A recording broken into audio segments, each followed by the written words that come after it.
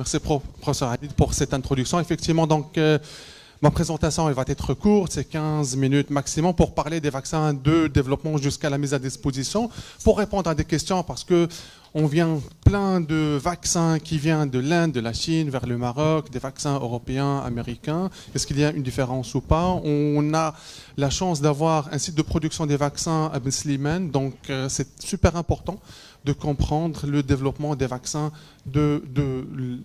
déjà du concept jusqu'à la mise à disposition et après que les nouveau-nés, après avoir reçu leur antibiotiques, bien sûr, ils auront des vaccins. Donc, je suis directeur médical vaccin chez GSK et cette présentation, elle est purement scientifique. Donc, il n'y a aucun élément qui est promotionnel, c'est pour avoir une discussion qui est purement scientifique. Donc, le contenu, je pars directement pour déjà produire un vaccin, penser à un vaccin. D'abord, il faut comprendre la maladie. Parce que les maladies ne se ressemblent pas, il y a maladies virales, maladies bactériennes. Et pour comprendre la maladie, il faut comprendre d'abord l'hôte. Parce que, d'après l'âge, on l'a vu, pour le virus respiratoire syncytial, on développe un vaccin qui sont différents pour la femme enceinte, pour le sujet âgé et pour l'enfant. Ça veut dire que même pour le même agent pathogène, en fonction de l'hôte, on développe différents vaccins. Pareil, pour la vulnérabilité à l'infection et le niveau socio-économique, on l'a déjà vu avec les vaccins à rotavirus. On a vu des super niveaux d'efficacité aux États-Unis ou en Europe, 86-94%. Quand on parle aux pays africains, c'est aux alentours de 64-65%. Ça veut dire que même niveau socio-économique, il impacte l'efficacité des vaccins. L'agent pathogène, d'abord sa structure, on l'a vu avec Covid, on l'a vu avec le pneumocoque, le rotavirus, et aussi bien le microbiote hôte et le stress. C'est pour cette raison qu'on n'aura jamais le même niveau d'efficacité pour un vaccin chez la population générale, parce que même le niveau du stress, il conditionne l'efficacité d'un vaccin.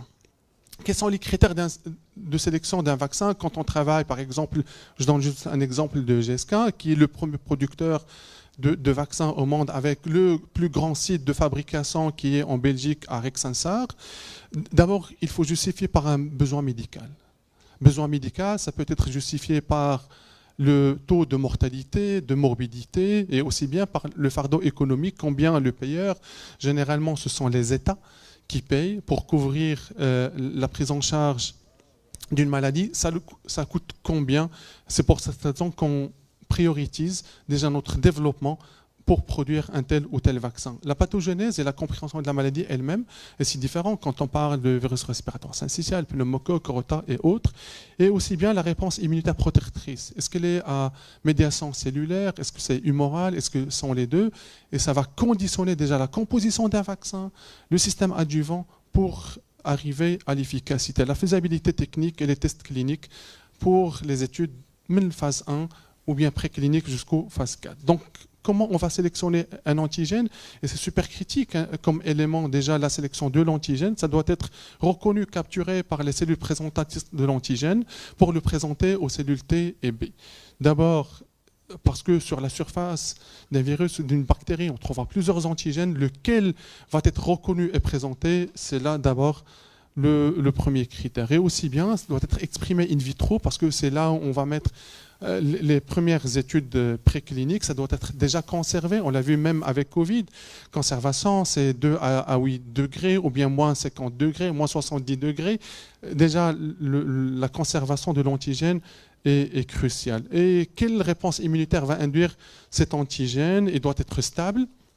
Parce que dans un processus de production à grande échelle, cet antigène doit être stable, il ne doit pas être toxique, il doit garantir une réactogénicité sans donner des effets secondaires à grade 3 pour arrêter déjà le développement d'un vaccin. Et aussi bien l'épitope doit être reconnu par le système immunitaire. Et bien sûr, il n'y a pas que l'antigène. Sur l'antigène, il y a plusieurs épitopes. Et chaque épitope va induire une réponse immunitaire. On doit toujours veiller à un équilibre immunogénicité et tolérance parce que si on veut avoir un très haut niveau d'immunogénicité, il faut utiliser l'agent pathogène indigène, donc le germe entier. Mais la tolérance n'est pas favorable. Et puis, il y a les vaccins vivants atténués comme le rotavirus, il y a les vaccins pathogènes entiers inactivés. Il y a les vaccins à base de sous-unités comme les vaccins de la grippe. Il y a des vaccins, bien sûr, qui sont purifiés à base d'antigènes, comme le vaccin antipneumococcique. Et plus on part vers des vaccins qui sont plus purifiés, on aura besoin d'avoir un système adjuvant pour potentialiser déjà la réponse immunitaire. Et du coup, on aura une bonne réponse immunitaire avec une bonne tolérance. L'approche vaccinale, est-ce qu'on va utiliser une approche vaccinale qui, je ne dirais pas classique, mais qui est utilisée actuellement, ce qu'on utilise pour le varicelle, orion, l'hépatite A, l'hépatite B, HPV, ou bien on va partir vers de nouveaux horizons, et c'est ce qui est maintenant en train de se développer, les vaccins à ARN, les vaccins à ADN, les vaccins à vecteurs viraux, pour d'abord gagner en temps de production. Pourquoi? Développement et production, c'est pour répondre à une épidémie. Deuxième, on sait très bien que le temps vaut de l'argent, et du coup, pour avoir des vaccins qui sont à moindre coût pour la planète entière. Est-ce qu'on aura besoin d'adjuvants? Oui et non, ça dépend du vaccin. Si c'est un vaccin qui sont vivants, atténués, on n'aura pas certainement forcément d'adjuvants, mais plus on part vers le vaccin inactivé ou bien vaccin recombiné, on aura besoin d'un système adjuvant. Est-ce qu'il y a un seul adjuvant? Est-ce qu'il y en a plusieurs? Il y en a plusieurs. Par exemple, l'adjuvant le plus classique, c'est l'aluminium, qu'on trouve diphtérie, coqueluche, tétanos, qu'on trouve hépatite A et autres. Et il y a un système adjuvant. Il n'y a pas qu'un seul adjuvant, mais système adjuvant, parce que souvent, quand on parle des vaccins, on est toujours focalisé sur le nombre d'antigènes. 4 valents, 9 valents, 2 valents, 13 valents, 10 valents, mais il n'y a pas que les valents d'antigènes qui sont dans un vaccin, il y a un système adjuvant qui va reconditionner, bien sûr, la réponse immunitaire. Et du coup, on l'a vu pour le HPV et pour l'hépatite B. C'est un chemin très très très long de développement jusqu'à la mise à disposition d'un vaccin. Ça commence par les études précliniques. Et puis, c'est le parcours du combattant, mais les études précliniques vers la preuve du concept, phase 1, phase 2, phase 3. Et durant les phases, le premier critère à respecter, c'est l'innocuité d'un vaccin. Ça peut prendre 10 ans, comme on a vu, mais heureusement, avec la nouvelle technologie maintenant, soit vecteurs viraux ou bien les vaccins ARN, on peut développer des vaccins rapidement de 4 ans au lieu de 10 ans. Et aussi bien, on peut même s'adapter aux nouveaux variants, c'est ce qu'on voit maintenant avec les vaccins à ARN. Donc, que ce soit phase 1, 2, 3 jusqu'à 4, la sécurité, c'est primordial. Deuxième, l'immunogénicité jusqu'aux phases 3, et puis l'efficacité sur le terrain, parce que parfois, on a des études d'efficacité qui sont probantes. On l'a vu avec Rotashield, le premier vaccin contre le rotavirus, mais a été arrêté juste après le lancement parce qu'il y avait un mauvais rapport bénéfice-risque. Et puis les phases 1, juste pour information, c'est un petit échantillon de sujets qui sont bien portants, qu'on étudie l'innocuité, l'immunogénicité, et puis la planification, est-ce qu'on va l'intégrer à 2 mois, 4 mois, ou bien les sujets âgés, à quel niveau. Et puis les phases 2, c'est preuve de concept, donc la posologie en antigène et la posologie en système adjuvant. Donc c'est cette combinaison qui va conditionner l'efficacité et la tolérance d'un vaccin. Et puis généralement, on commence, quand on développe un vaccin, adulte, enfant, et puis nourrisson, et puis sujet âgé. Généralement, on respecte ça parce que il y a des particularités chez le nourrisson et sujet âgé par rapport aux adultes. Et puis, la voie d'administration, on a vu, est-ce que c'est nasal, du spray, est-ce que c'est oral, est-ce que c'est sous-cutané? Toutes ces questions, on trouve la réponse dans la phase 2. Et puis la phase 3, c'est toujours l'immunogénicité, efficacité, tolérance. Immunogénicité, efficacité, tolérance. Et parfois, on rajoute même co-administration. Et souvent, on axe notre communication sur l'efficacité d'un vaccin, mais rarement on parle. Et quand on compare les vaccins, on les compare par co-administration. Ça se fait aux États-Unis, ça se fait en Europe. On ne peut pas accepter un vaccin qui ne peut pas être co-administré avec les autres vaccins. Ça, c'est primordial. Ici au Maroc, ce n'est pas encore le cas. Donc les phases 4, c'est après commercialisation, bien sûr, c'est toujours efficacité sur le terrain et la tolérance. Ici, pourquoi j'ai choisi cette slide, c'est pour parler de l'équilibre production, offre et demande, c'est pour expliquer le problème des ruptures. Souvent, on pose la question pourquoi rupture d'un tel ou tel vaccin. Il y a toujours un déséquilibre entre demande et offre. Et j'ai pris un seul exemple, c'est le vaccin anticoquelucheux acellulaire. Pourquoi? On a vu qu'il y avait déjà un passage obligatoire d'un vaccin anticoquelucheux à germe entier vers la cellulaire, d'abord monde entier. Donc on ne trouve plus un vaccin anticoquelucheux à germe entier. Et puis il y avait des épidémies aux États-Unis et en Europe qui ont augmenté encore la demande. Deuxième, l'introduction dans des programmes d'immunisation nationale dans plusieurs pays européens et aux États-Unis. Et quatrième point, c'est la vaccination de la femme enceinte, maintenant qui sont en vogue aux États-Unis et en Europe. On vaccine de plus en plus la femme enceinte pour protéger les nouveau-nés, ce qui a augmenté la demande sur les vaccins anticoquelucheux acellulaires. Mais aussi bien, on sait très bien que pour produire un vaccin, il faut attendre presque 2 ans, entre 18 mois et 24 mois. Ça veut dire que si aujourd'hui il y a une épidémie au Maroc, on veut commander des vaccins de chez un producteur de vaccins, on ne peut pas les avoir sur place. Il faut attendre du temps. Et puis les normes de qualité sont strictes. Dans une durée de vaccin, vie de vaccin, c'est 70% de cette vie, dans les 2 ans, elle est consacrée au quality check, donc qualité des vaccins. Et puis les exigences réglementaires d'un pays à un autre. Ça veut dire que au Maroc, on ne peut pas accepter un packaging qui est écrit en portugais ou bien en chinois. Pareil, pour les Américains, ça doit respecter les exigences de la FDA. Pour les Anglais, ça doit contenir un carré noir pour toute mise en garde. Ça veut dire que pour chaque pays, il a des exigences réglementaires et du coup, il n'accepte pas le packaging des autres pays, même si le contenu est le même d'un vaccin. Ça veut dire qu'en conclusion, les vaccins sont complexes. Pour les produire, ça prend entre 18 et 24 mois. La fabrication est complexe. Juste pour votre information, maintenant, on a la chance d'avoir une usine de production de vaccins ici au Maroc, mais il faut savoir c'est pour valider une seule ligne de production de vaccins, ça peut prendre entre 3 et 5 ans pour que ça soit validé par l'Agence européenne des médicaments et la FDA. Je ne parle pas d'usine, c'est juste une ligne de production entre 3 et 5 ans. Et puis les exigences réglementaires qui sont complexes, on est moins exigeant que les Européens et aussi moins exigeant que les Américains. Quand on voit la liste des exigences, quand on parle du même vaccin, à rotavirus, à pneumocoque, les Américains sont super exigeants sur les vaccins.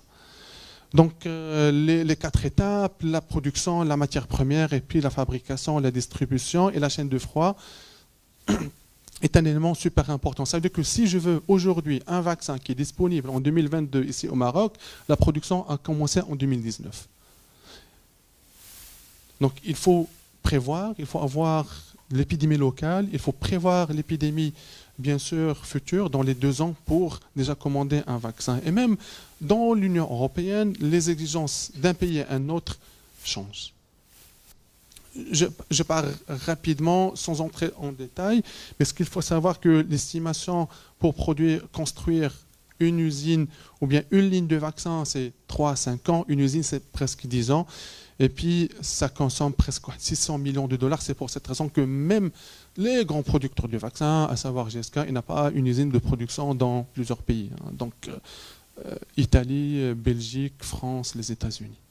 Parce qu'on ne peut pas avoir des usines de production. Ça consomme énormément d'argent, ça consomme énormément de temps pour que ce soit approuvé.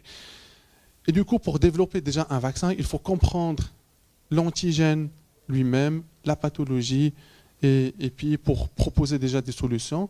Donc il faut avoir des prévisions de la demande à long terme pour anticiper déjà les demandes, réduire la complexité de production. On a même des vaccins qui sont produits dans 4 coins du monde et puis on les rassemble dans un coin, dans une usine. Ça veut dire qu'on a, en tant que producteur, la responsabilité de réduire la complexité et il faut toujours proposer un prix qui est équitable. On sait très bien que, heureusement pour nous, on n'achète pas les vaccins aussi chers que les Américains. Les Américains, oui, quand on voit pour le même vaccin, le prix aux États-Unis, c'est au-delà de $100, $190.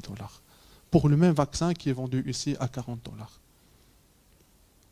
Donc, préqualification des vaccins par l'OMS, c'était une exigence obligatoire pour tout vaccin qui entre au Maroc. Ce n'est pas le cas en 2022. Probablement, ils vont revenir sur la décision prochainement. Est-ce que la préqualification de l'OMS, est-ce qu'elle est suffisante? Oui et non.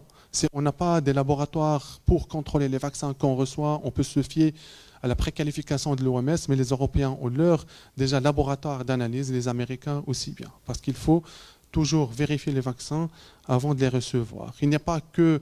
D'abord, c'est un processus qui est très lent, ça prend presque 10 mois de demander une préqualification de l'OMS, qui font des visites dans les sites de production, dans le processus de fabrication, le produit final, l'acheminement et tout ça. Mais c'est le basique. C'est le basique. Au moins, si on garde la préqualification de l'OMS, c'est déjà pas mal. Donc, conclusion, les antigènes sont des composants essentiels du développement d'un vaccin. D'abord, lequel? Les épitopes, ils sont encore plus importants. Il faut choisir le bon antigène pour développer le bon vaccin, parce que on parle même d'un vaccin antirotavirus pneumocoque, le contenu n'est pas le même entre les différents fabricants. Encore plus quand on parle d'un système adjuvant qui va potentialiser la réponse immunitaire, elle est différente d'un producteur à un autre. Et aussi bien l'histoire de la co-administration, il faut toujours vérifier est-ce que le vaccin que j'administre est autorisé à être co-administré avec notre vaccin. Bien sûr. Et les vaccins, ils prennent énormément de temps pour qu'ils soient produits. Ce n'est pas comme les produits pharmaceutiques, les autres produits pharmaceutiques. Et puis, ça prend du temps, ça prend de l'argent. Il faut anticiper l'épidémiologie. Il faut avoir un système d'épidémiologie qui est super performant pour prévoir déjà la demande et la variabilité et pour réduire, bien sûr, le déséquilibre entre l'offre et la demande pour ne pas avoir des ruptures. Ce qu'on a maintenant dans nos marchés, on peut faire mieux. Et je vous remercie. C'est pas cher. Vous avez été formidable, vous avez fait gagner beaucoup de temps.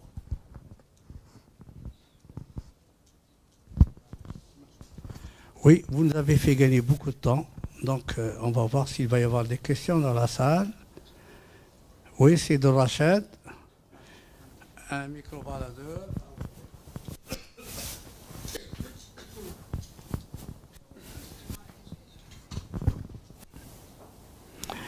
أنا اللي كنعرف بأن un vaccin, la production ديالو, la fabrication ديالو, le temps que ça prend, les 2/3, pour vérifier واش le vaccin il est efficace, واش il est anodin, واش عنده des effets secondaires. Les 2/3 du temps. عادي يعطيك le vaccin. يلا vas-y سيدي راشد. J'ai vu sur vos plaques une usine ne peut être قرب ليك فمك. ne peut être productive qu'après 5 ans. حنا في المغرب on vient de lancer واحد l'usine ديال سميتو donc la productivité dans 5 ans. ماشي immédiate. Deuxième chose, la ligne de vaccination, ça demande chaque 3 et 5 ans. Et la péremption? Ça dépend pour qui on produit. Si on va produire pour les Américains, si on va produire pour les Américains... L'hexavalent, la péremption d'Yellow fait à 2 ans. Ah, oui. 5 ans de la ligne, non, la date de péremption après... Exactement. Mais le compteur commence après qu'il quitte déjà la chaîne de production. Le compteur. C'est-à-dire qu'il y a un problème de transport, c'est-à-dire un problème de chaîne de froid. On commence exactement le stockage, la logistique. Je sais pas parce que... C'est GSK, hein. Non, c'est pas GSK. Malheureusement, c'est pas GSK. C'est pas GSK. Non, je sais que c'est pas GSK, mais vous parlez de votre usine. Propre Oui, usine. oui, effectivement. Donc, parce que ce qui est, je l'ai dit, pour la technique vaccin ARN, ça prend moins de temps. Donc, on ne peut pas attendre les 5 ans, ça prend moins de temps.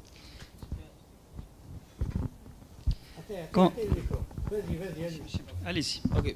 Excusez, je voulais juste ajouter quelque chose. C'est Dr Amadou Bari. Donc, je suis le collègue à Younes. Je couvre les pays francophones d'Afrique.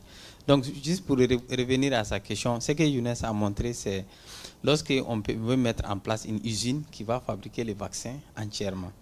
Donc, nous sommes dans une nouvelle phase de collaboration où souvent, comme il a eu à le dire, une usine quelque part qui ne va pas entièrement développer les vaccins. Il y a le bulk qui est préparé quelque part. Sinon, si vous voulez faire une usine autonome, ça va prendre énormément de temps pour que ça soit fonctionnel. Mais pour ces cas, le bulk va venir certainement d'ailleurs pour essayer de faire une sorte d'assemblage, préfabriqué, quelque sorte. Et puis le deuxième point aussi, c'est par rapport aux nouvelles approches de vaccination qui sont les vaccins à ADN, à ARN. Et là, les plateformes, ça prend même plus de temps, mais lorsque c'est établi, c'est très très rapide de faire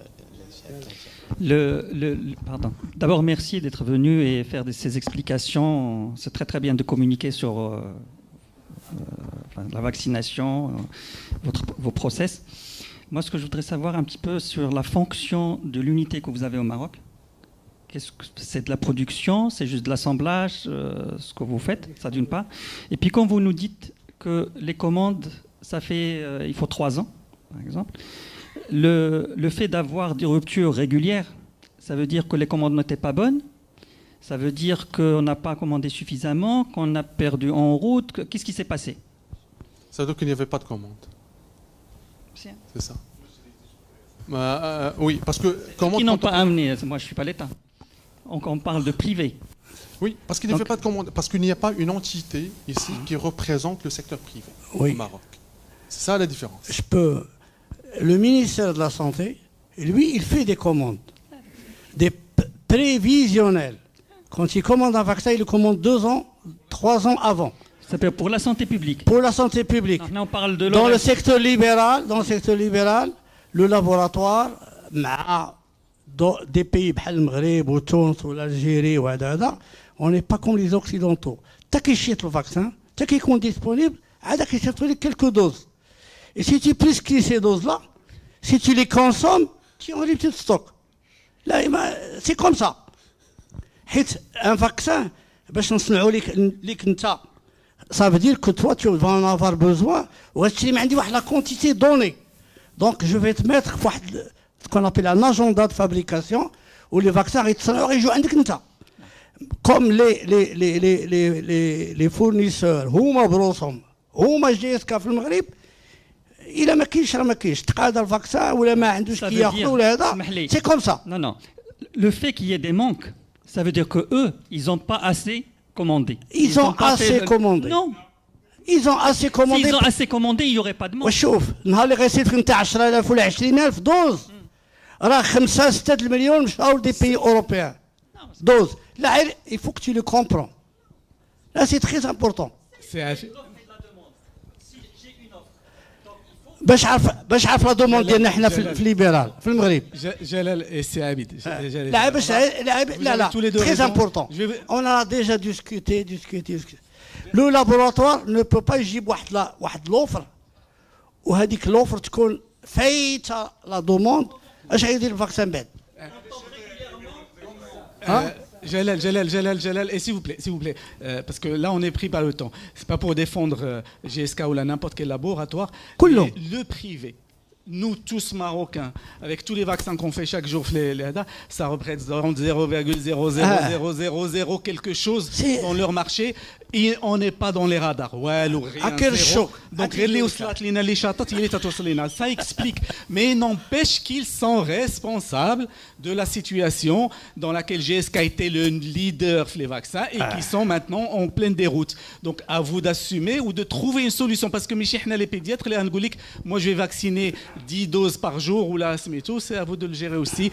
Ça s'arrête là. On va se permettre une pause, une vraie pause café pendant 10 minutes.